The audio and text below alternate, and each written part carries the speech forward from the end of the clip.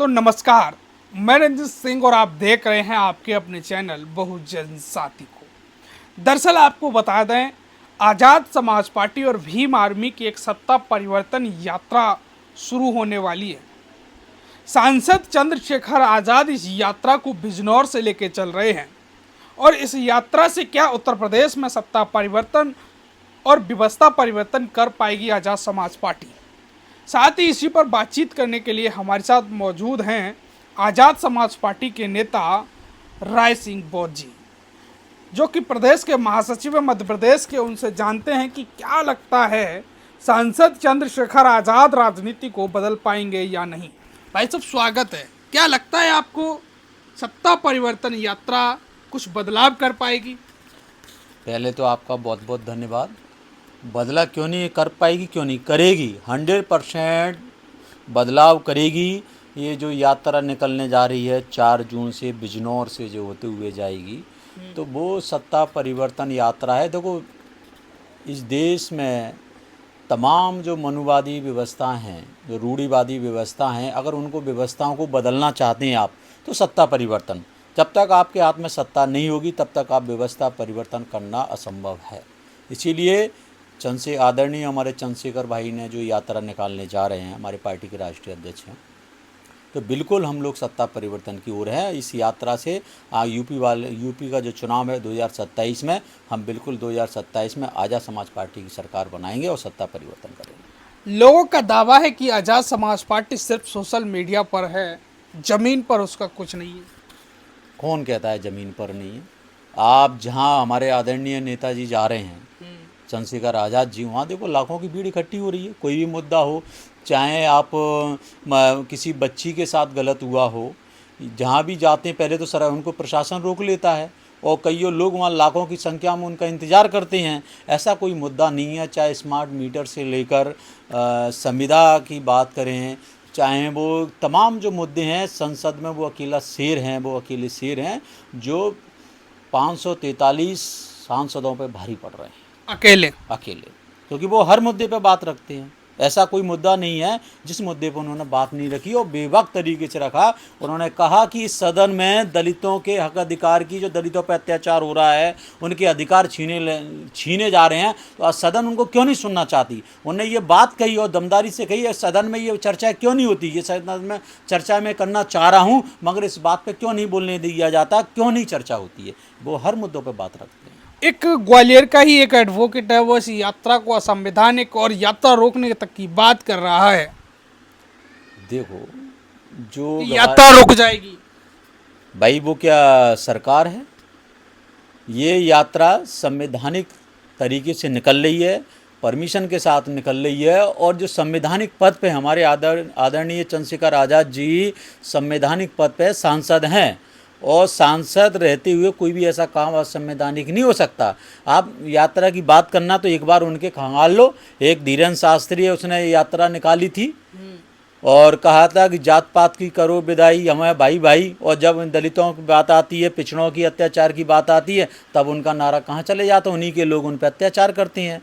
तो ये तो गलत है कि वो लोग यात्रा निकालें तो संवैधानिक है, और बहुजन साथी कोई भी निकाले इस यात्रा को तो वो असंवैधानिक है। ये तो गलत है, अवधारणा फैलाई जा रही है, और किसी भी सूरत में सत्ता परिवर्तन यात्रा रुकने वाली नहीं। क्या इस सत्ता परिवर्तन यात्रा से कुछ बदलाव देख पा रहे हैं आप? बिल्कुल बदलाव तो होना ही है। ये मैंने कहा ना कि ये व्यवस्था परिवर्तन की यात्रा है। सत्ता परिवर्तन के जरिए हम व्यवस्था परिवर्तन करेंगे। जो रूढ़िवादी चली आ रही है, आज भी वहाँ बारात रोकी जाती है, घोड़ी पे दूल्हे को नहीं चढ़ने दिया जाता, मूछें रखने पर हत्या कर दी जाती है, काला चश्मा लगाने नहीं दिया जाता, दलित बच्चा अगर मटके से पानी पीता है, आज़ादी के 75 साल बाद भी ये स्थिति है। तो इसीलिए इन चीज़ों को, महिलाओं को अधिकार नहीं दिए जा रहे। महिलाओं के लगातार आप देख रहे हैं, महिला का शारीरिक शोषण, मानसिक शोषण, हर प्रकार से महिला का शोषण किया जा रहा है। कभी उनके कपड़ों पे बात की जाती है। ये जो सत्ता के लोग हैं, वो अपनी सोच बदलना नहीं चाहते और महिला के बारे में अनेक प्रकार की अनगढ़ बातें करते हैं। तो इन चीज़ों को बदलने के लिए हम लोग सत्ता परिवर्तन यात्रा निकाल रहे हैं। तो क्या सत्ता परिवर्तन यात्रा से 27 में चंद्रशेखर आज़ाद मुख्यमंत्री के दावेदार हो सकते हैं? जिस प्रकार से तमिलनाडु में बेजा थालापति ने एक करिश्मा करके दिखाया, तो क्या उत्तर प्रदेश में भी चंद्रशेखर आज़ाद कुछ करके दिखा पाएंगे? जी बिल्कुल 100% दिखाएंगे। और वो दावेदार हो नहीं सकते, वो सीएम के दावेदार हैं यूपी में।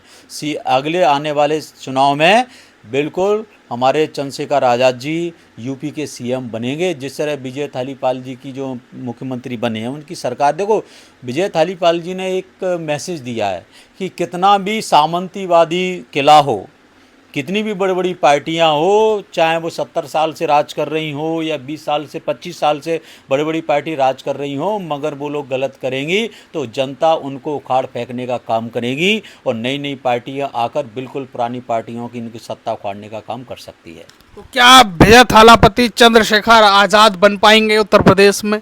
देखो, एक बहुजन, एक अम्बेडकरवादी सीएम बन चुका है जी। आने वाले समय में दूसरे अम्बेडकरवादी की ज़रूरत है और उनका वो क्या कहेंगे कि उनका अब आने वाला समय है, वो बनकर रहेंगे, उनका बारी। आप मध्य प्रदेश से हो, तो मध्य प्रदेश में आज़ाद समाज पार्टी का काम कैसा चल रहा है? मध्य प्रदेश में आज़ाद समाज पार्टी पूरी तरह गांव-गांव में जाकर ज़मीनी स्तर पर काम कर रही है, अपना संगठन तैयार करने में लगी है। अभी से आज़ाद समाज पार्टी ने 2028 के चुनाव की विधानसभा की तैयारी कर ली है और आगे चल के पूरी तैयारी होने वाली है। लगातार आप भी फील्ड में काम कर रहे हो, लगातार एक चुनाव होने वाला है दतिया में, जहां से आपकी पार्टी के प्रत्याशी दामोदर यादव हैं, तो क्या तैयारी है और क्या कुछ कर पाएंगे वो? देखो, जो उपचुनाव है दतिया का, जिस तरह भारतीय जनता पार्टी की जो सरकार है, चाहे वो केंद्र की सरकार हो या राज्य की सरकार, जिस तरह उन्होंने वर्तमान जो विधायक थे भारती जी की जो सदस्यता शून्य की है, ये तानाशाही रवैया है। इस जो उन्होंने जिस प्रकार ये प्रक्रिया अपनाई है, उसका मैं कड़ा विरोध करता हूँ। और दूसरी बात, जो उपचुनाव है, ये उपचुनाव नहीं, ये संग्राम है। जो लोग मनुवादी ताकतें हैं, जो सामंतवादी ताकतें हैं, उनको हराने का ये संग्राम है। और बहुजन विचारधारा और बहुजन राज स्थापित वहाँ होकर रहेगा। आज़ाद समाज पार्टी का वहाँ विधायक बनकर रहेगा। वहाँ बिल्कुल तैयारी हो चुकी है, मैं भी वहाँ पूरी तरह लगा हूँ। मुझे भी आदरणीय चंद्रशेखर आज़ाद जी ने दिशा निर्देश दिए हैं। हम लोग पूरी टीम के साथ उपचुनाव की तैयारी करने में लगे हैं और निश्चित ही हमारी पार्टी जीतेगी। आदरणीय दामोदर जी वहाँ से विधायक बनेंगे। तो ये हमारे साथ एडवोकेट राय सिंह बौद्ध जी हैं, जो कि प्रदेश के महासचिव भी हैं मध्य प्रदेश के, और साथ ही सांसद चंद्रशेखर आज़ाद की पार्टी में हाल ही में शामिल हुए थे और लगातार पार्टी को मजबूत करने के लिए दिन रात एक कर रहे हैं। क्या अपील करना चाहोगे मध्य प्रदेश के लोगों के लिए? मध्य प्रदेश के लोगों से मेरी यही अपील है कि जिस तरह हमारे नेता, आदर्श नेता आदरणीय चंद्रशेखर आज़ाद जी मेहनत कर रहे हैं, दिन रात लगे हैं, जहाँ मुद्दे होते हैं वहाँ नज़र आते हैं, तो इसी तरह मध्य प्रदेश में हमारे बहुजन साथी या गरीब या वंचित किसान साथी के साथ किसी के साथ भी कोई अन्य अत्याचार होता है तो हम लोग वहाँ पहुँचते हैं और आगे भी पहुँचने का काम करेंगे। और आने वाले समय में संगठन को मजबूत कर कर मध्य प्रदेश में भी आज़ाद समाज पार्टी का झंडा परचम लहराने का काम करेंगे। तो ये हमारे साथ एडवोकेट राय सिंह बौद्ध जी थे, जिन्होंने आज़ाद समाज पार्टी यानी चंद्रशेखर आज़ाद की जो पार्टी है उसकी यात्रा को लेकर भी विस्तृत चर्चा हुई है हमारी, और मध्य प्रदेश में संगठन विस्तार और साथ ही मध्य प्रदेश में दतिया में जो उपचुनाव होना है उसको लेकर भी काफ़ी चर्चा हुई। उन्होंने कहा कि हम दतिया में चुनाव निकालेंगे और दामोदर यादव आज़ाद समाज पार्टी नीले झंडे के जरिए मध्य प्रदेश की विधानसभा में पहुँचेंगे। इस खास बातचीत पर आपकी क्या कुछ प्रतिक्रिया है, हमें कमेंट बॉक्स में ज़रूर दें। वीडियो शेयर करें। बहुत बहुत धन्यवाद।